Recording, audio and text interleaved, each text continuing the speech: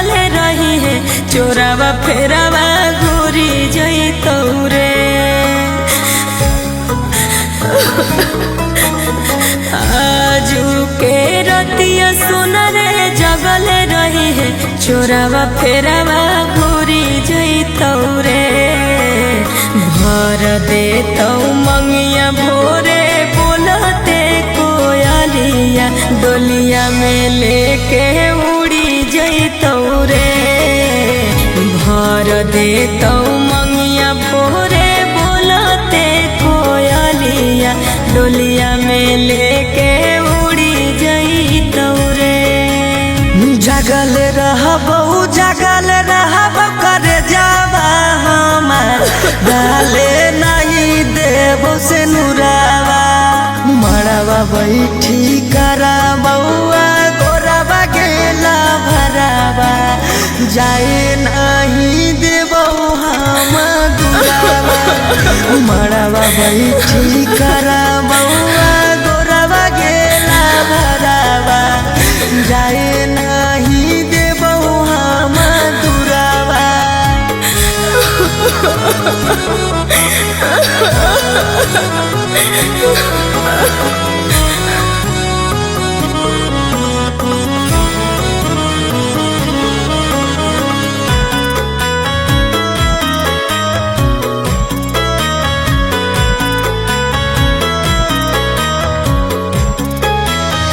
तोरा बिना चल जइतौ हमरो परान रे। लगते हर दिया मनवा मनतौ ना जान रे। डरती हल नहीं जानई हो दुनिया समाज से। भले अलगे रहती हल रीति रिवाज से। दोसरा के गलिया ललिया जइतौ न बचनवा पियावा तुरी जइतौ रे।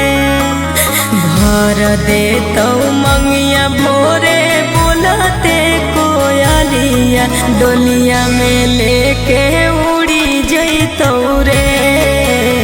भर देतौ मंगिया भोरे बोलते कोयलिया डोलिया में लेके उड़ी जइतौ रे।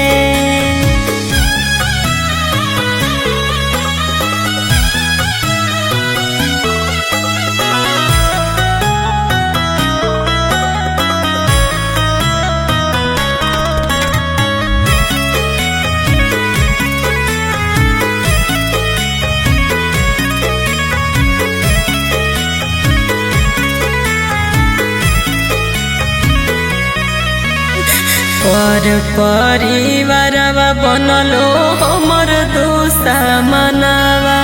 इज्जतिया नहीं देखती हल त चलती हल संगवा।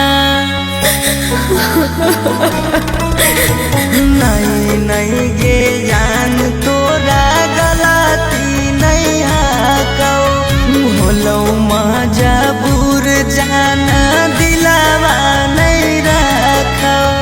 गोरे लाला सौरभ के तोरा बिना जिंदगी हो जइतौ गे अनहरावा।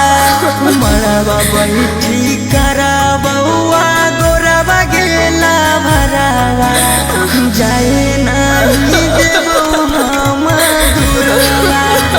मड़वा बैठी कराबौआ गोरवा गेला भरावा जाए नहीं देबो हम दुरावा।